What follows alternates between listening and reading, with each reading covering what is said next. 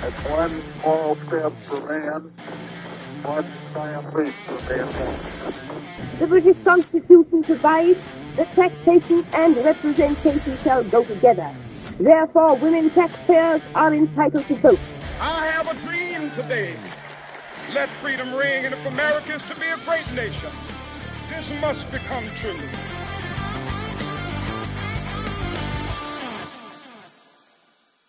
Welcome, Only Humans. Here we are, I don't know, episode something. We started this whole thing about 6 months ago, and as we progress through, and all of you, thank you so much for sharing and subscribing and providing feedback. We got a little bit of feedback from an episode we did a few weeks back, where we started to go into the Blue Threat Proverbs in a little more depth. As most of you are aware that listen to the podcast, usually every week we have a Blue Threat Proverb that we anchor our podcast to. For those of you that are just tuning into the podcast here for the first time, a Blue Threat Proverb is something that came out of, a book I wrote a long time ago, I think 2009-ish, something like that. And it's called Blue Threat, Why to Err is Inhuman. And around the edge of the book here, there's 4 words that we talk a lot about on our podcast: empowered, accountable, responsible, and improving. And throughout this book, we talk about all kinds of things about human error. And we make the point that, we always hear the first half of Cicero's famous quote, right? To err is human.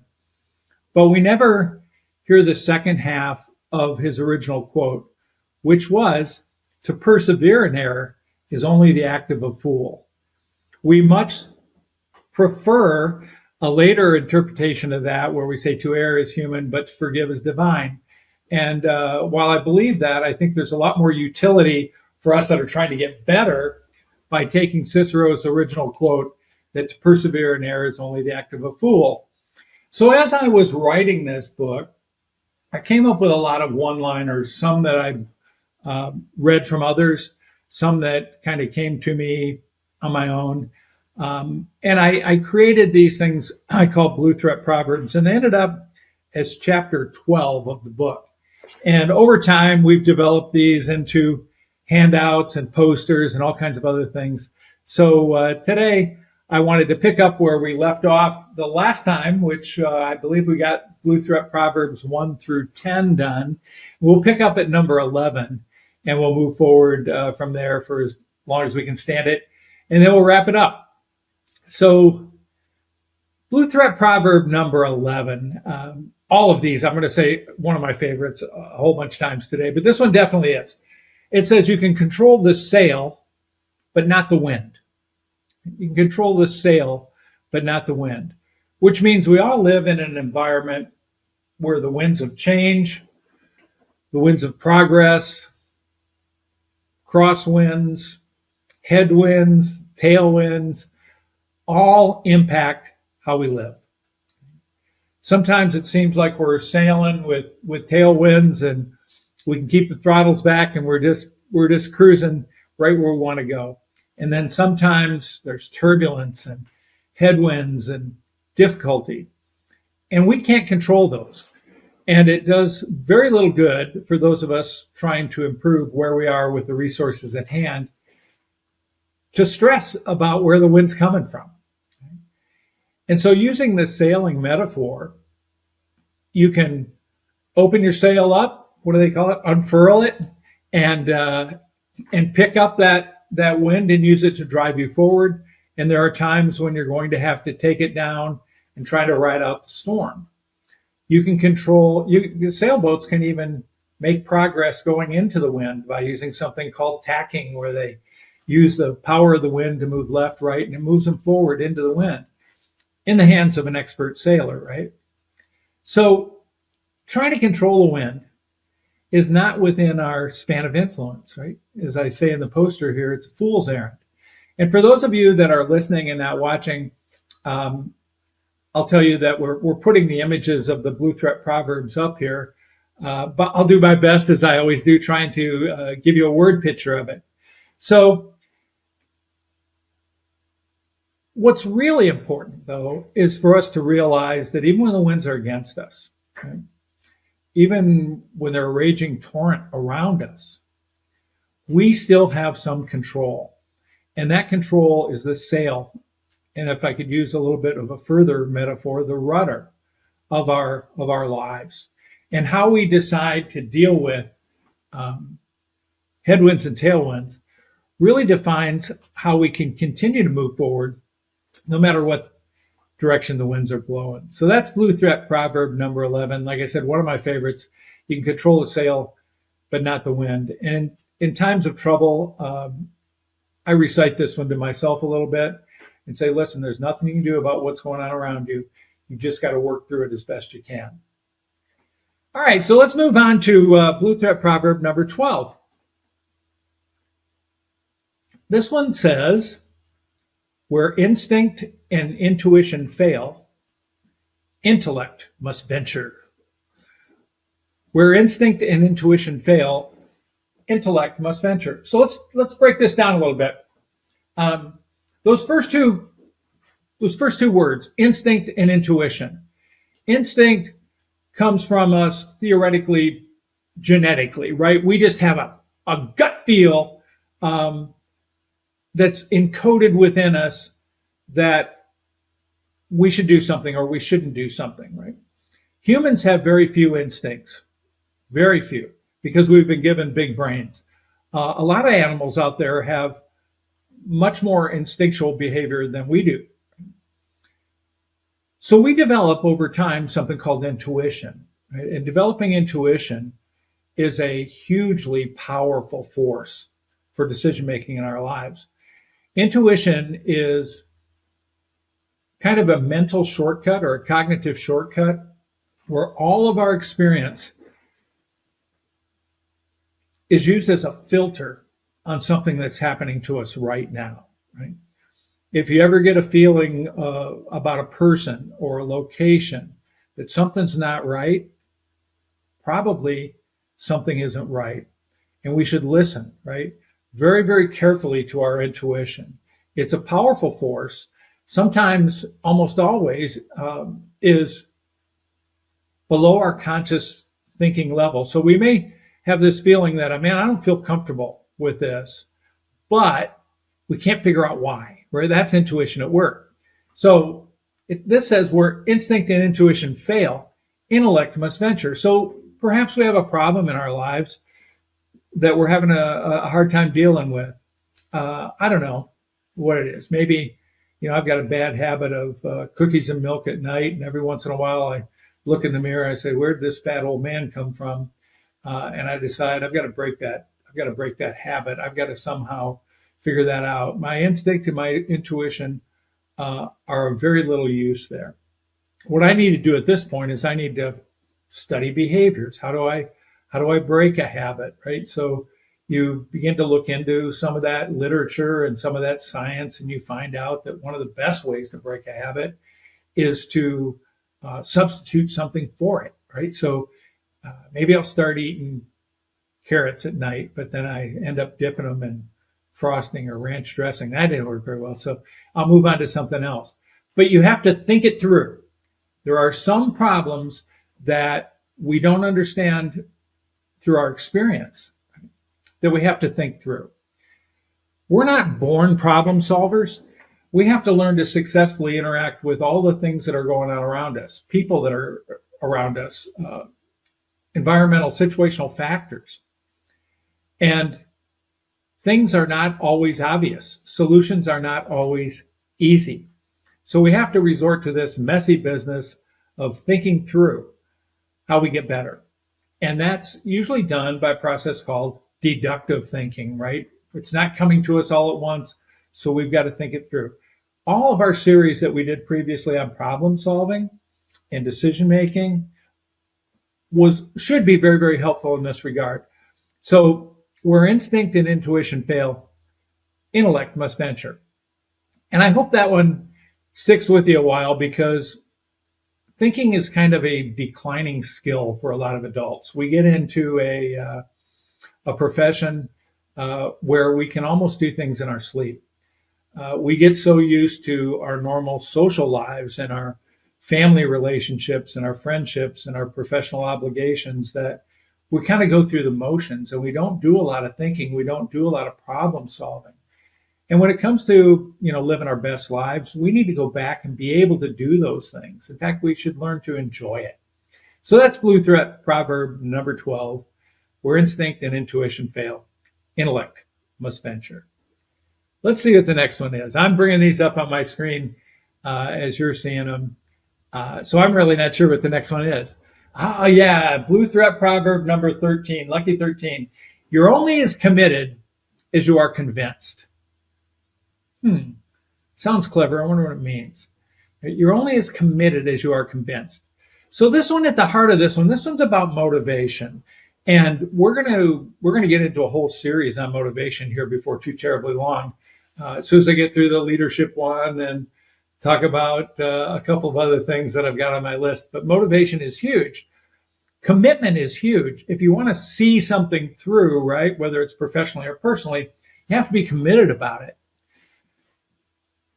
So in order to be committed, there's bits of this that you have to be able to comprehend and apply to be convinced that what you are doing is worth the effort of doing it.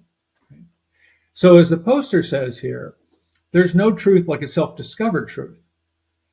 But the next best thing is to do your homework to convince yourself of the personal return on investment of anything that you are doing.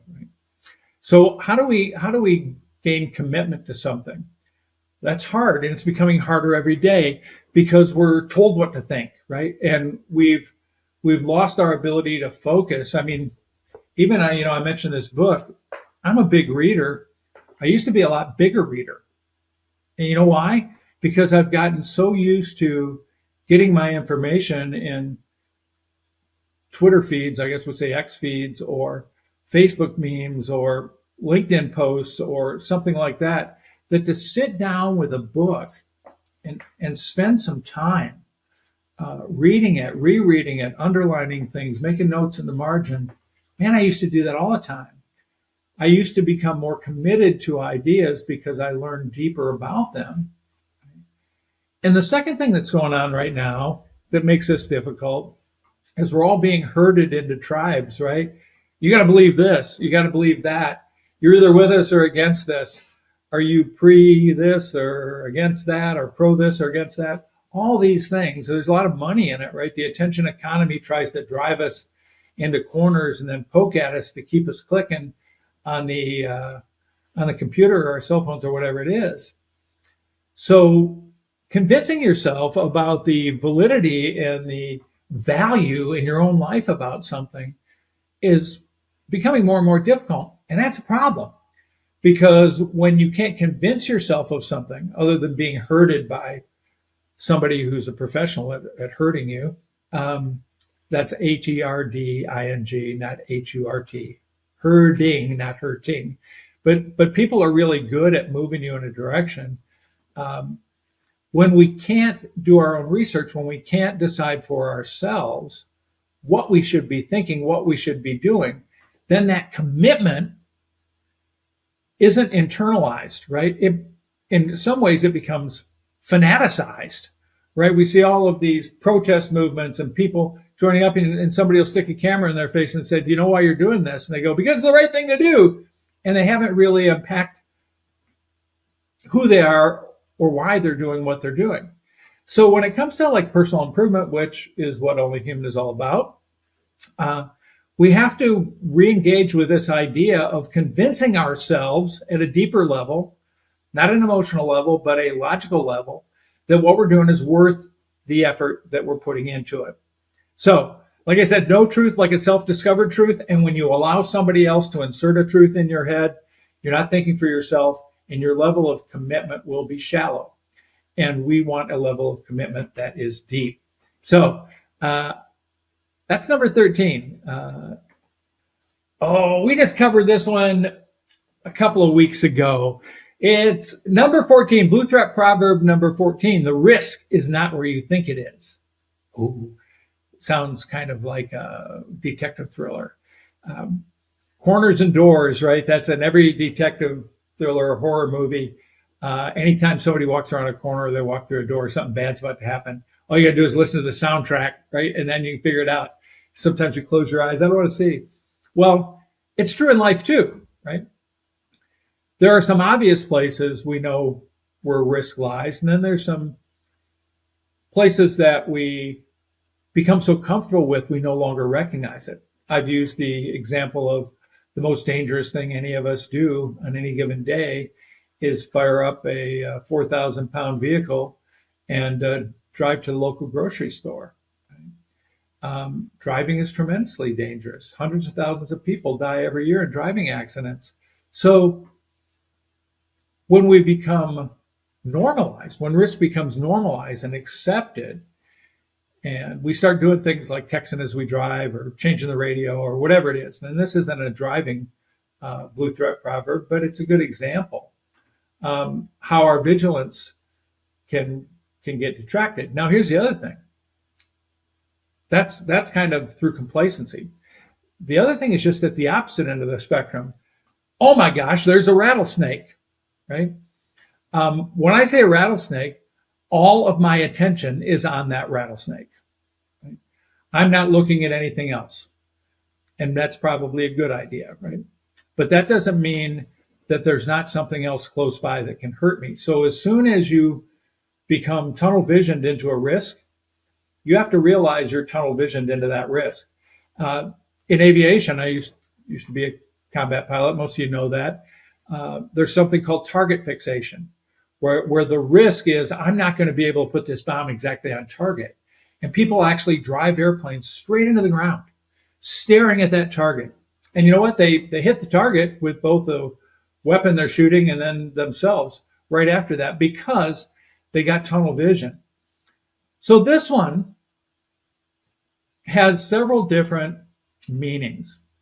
The overall meaning is at the very moment that you recognize something as a risk, your awareness level of that hazard grows and therefore reduces the likelihood of it occurring because you're aware of it, right? I see that rattlesnake.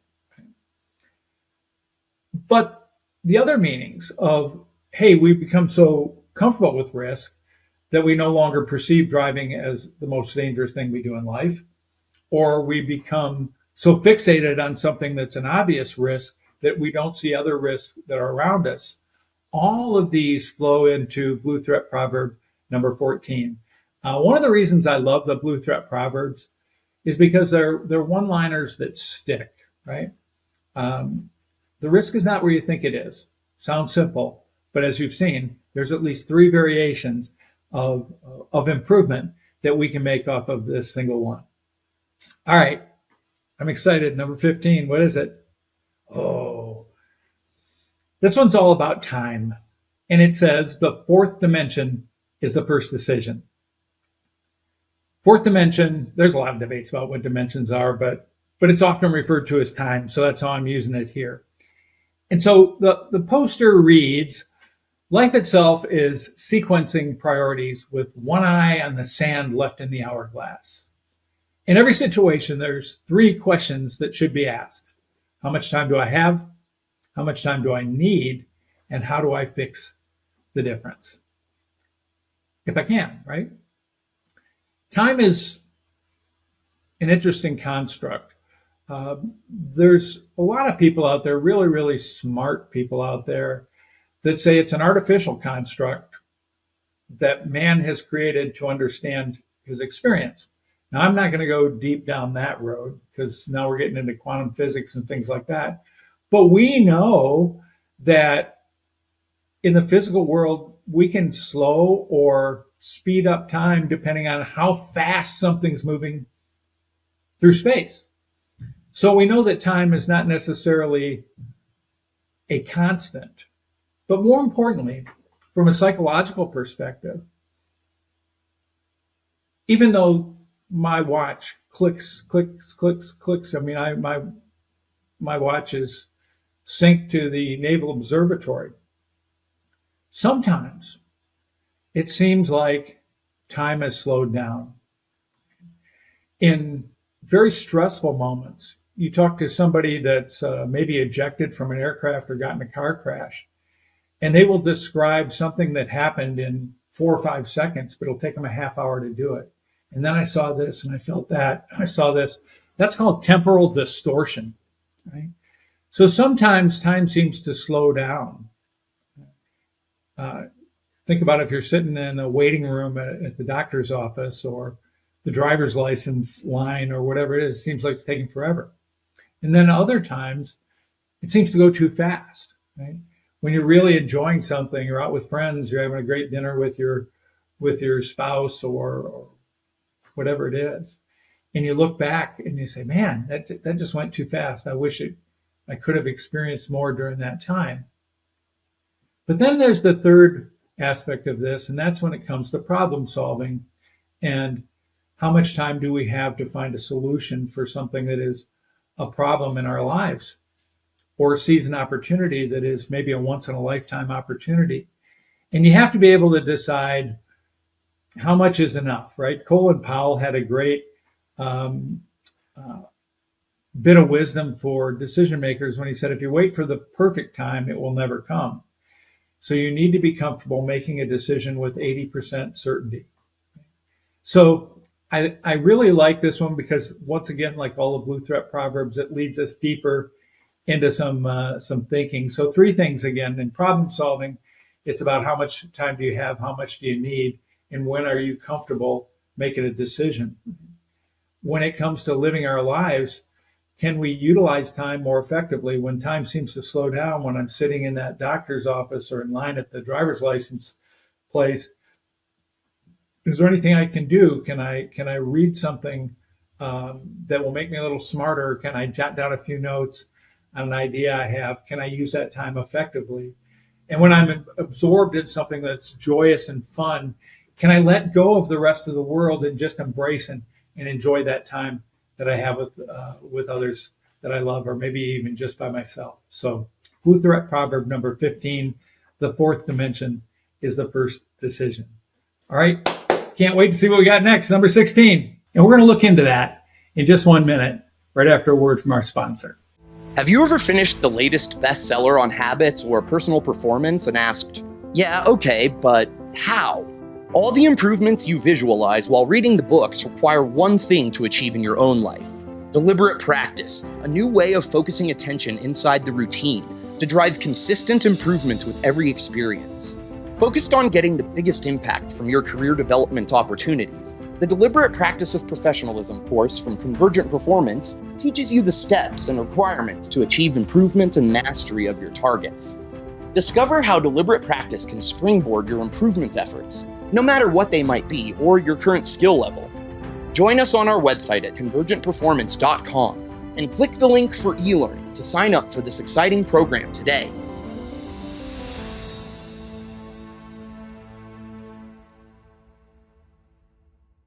So welcome back. Every post-game is a pregame. Every post-game is a pregame. This is a quote from an incredible basketball player many of you have never heard from. He used to play for the Detroit Pistons. His name was Ben Wallace.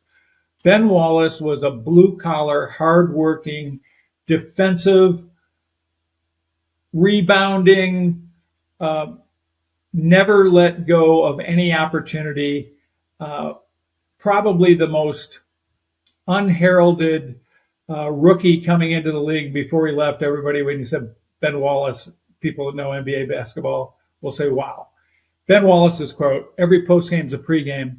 What he would do, and what we can all learn from Ben Wallace, is after every game, he would have a period of time. Well, first of all, he would go into the weight room, ride a bike for 45 minutes and lift weights.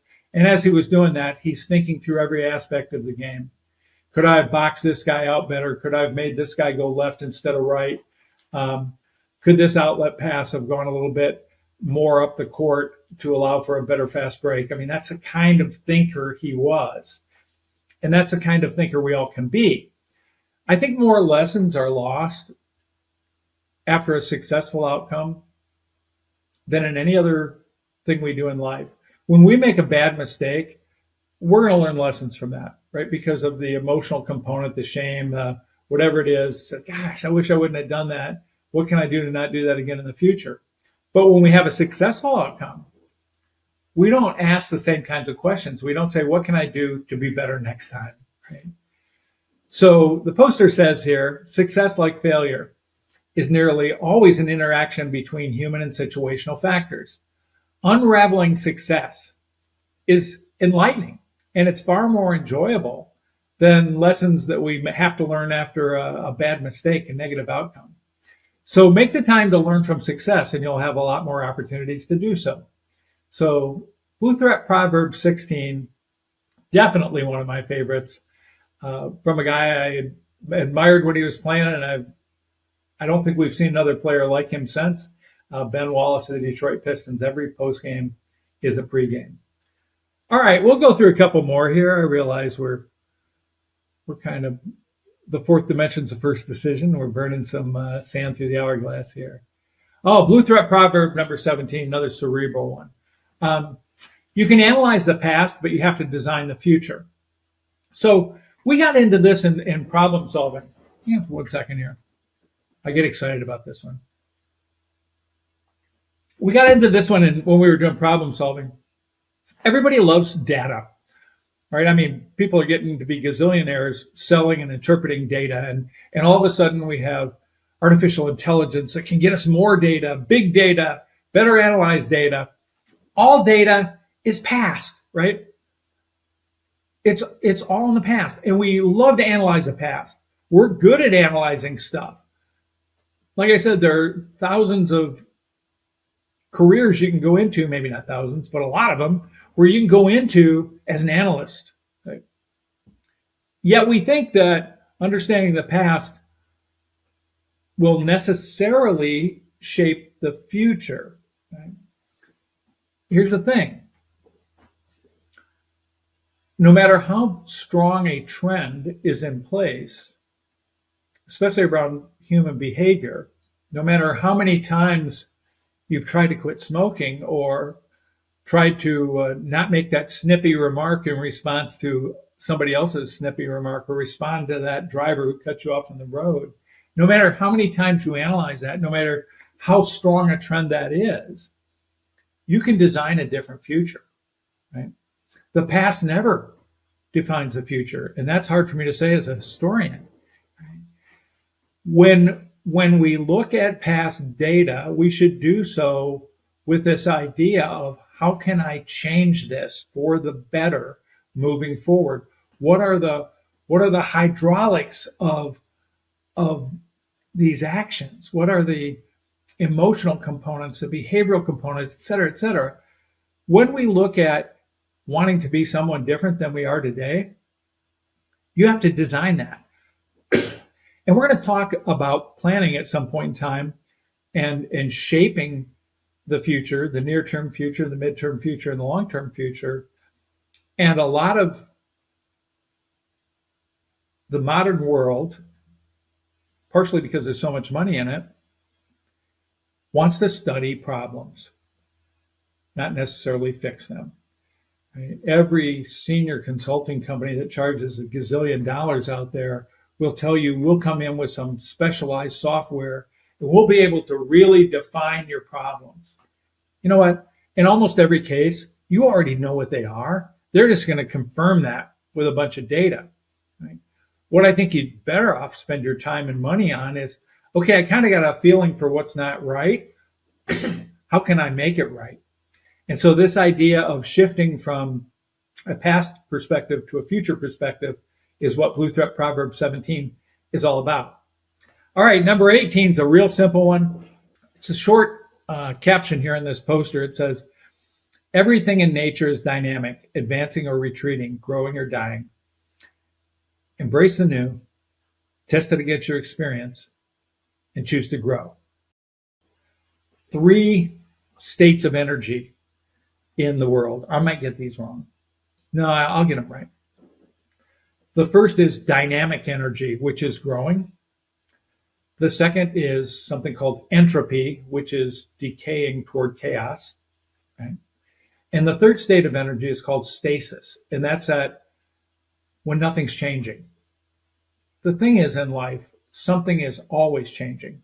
And stasis exists, but it only exists in that miniature moment between when we choose to grow or when we choose to do nothing and we let decay take over, right? So Blue Threat Proverb 18, grow or die, is meant to tell you that if you're not getting better, you're probably getting worse, right?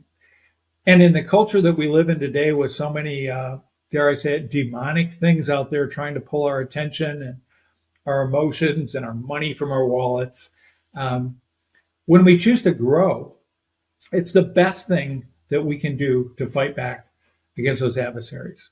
So Blue Threat Proverb number 18, grow or die. All right, what's 19? I wonder what's 19. We'll try to do two more here. I almost said this is one of my favorites. This is one of the most insightful Blue Threat Proverbs that's out there. And this one is one that I wrote. It says, lost self-awareness precedes lost situational awareness. Right?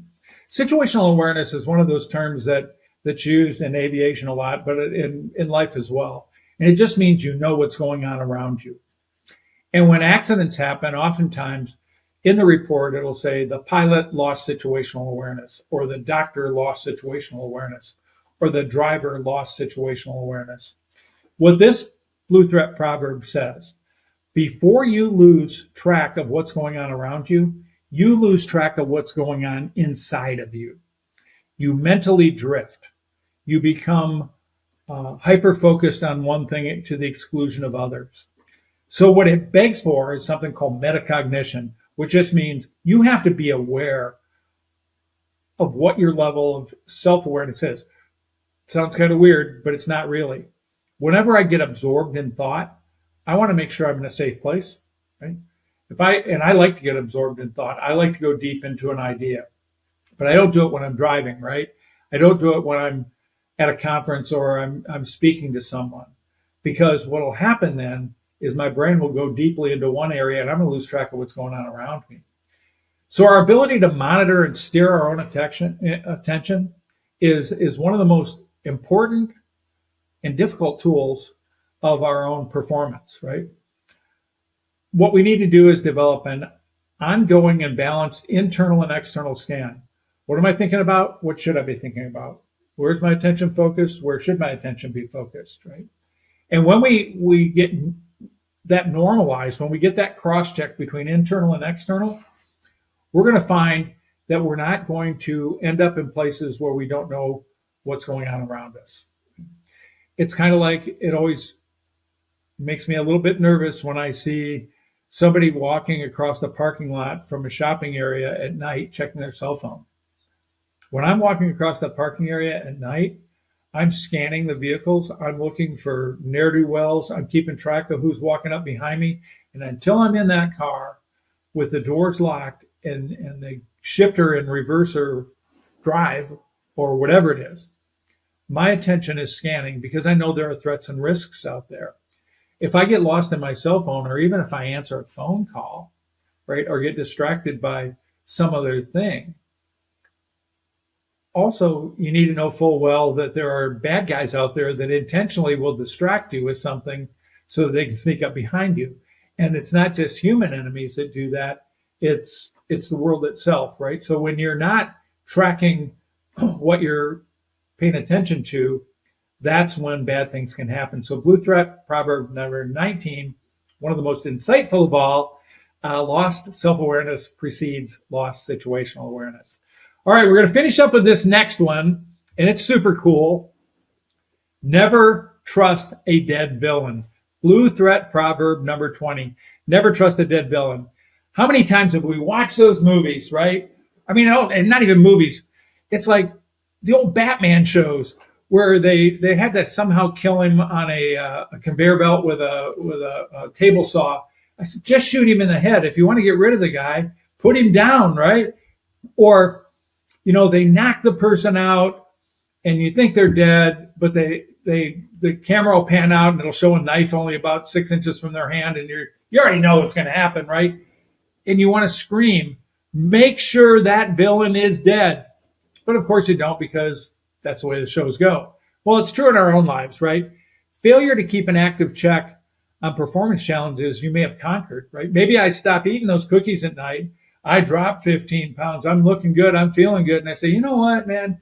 Just 1 or 2 of those double stuffed Oreos tonight will be fine, right?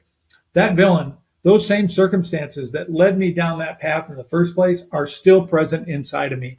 And so I cannot trust my own internal desires, my own natural tendencies not to reemerge even after I've fixed a problem in my life or a challenge in my life, right? So here's what the poster says. It says, failure to keep an active check on performance challenges that we've overcome often results in a relapse into error, lost advantage, and frustration. I think it's important when we put something down, when we conquer a challenge, be it professional, personal, behavioral, emotional, spiritual, psychological, doesn't matter. When we conquer something, we have to keep it down. And the way we do that is we maintain awareness of that villain. If you use Ben Wallace's advice, every post-game is a pre-game, you're thinking about, hey, how did I fix that? And how do I keep it fixed? So, all right, I'm going to give you a little hint. The next one we're going to do when we start this, we're not going to do a series all the way through. I just every once in a while want to put a Blue Threat proverb in play to kind of break up some of the series that we have going. But I am going to give you a preview. The next time we do Blue Threat Proverbs, we're going to take a quote from Chaos Theory guru, and the Blue Threat proverb says, strange things happen near the boundaries. Strange things happen near the boundaries. So we'll come back and we'll start with that one. We'll proceed through, 10 or 12 more of them the next time we do Blue Threat Proverbs. So I think we're pretty close to a wrap here on this episode. I want to remind you to please like, subscribe, share this. Sharing is the big thing, especially if you're on LinkedIn or Facebook, because when you share it to your network, typically 10 or 15 more people will come in and watch the podcast. And I'm not trying to do great things for myself here. I am trying to join with you as a team to help people live their best lives. It's my life mission statement. I hope it can become part of yours. And so until we meet again next Tuesday, 9 a.m. Eastern Time, we drop every Tuesday. Look for ways to apply these Blue Threat Proverbs. Keep the feedback coming. Like, subscribe, share, and I appreciate it. God bless you all until next week. Have a good day. See you soon.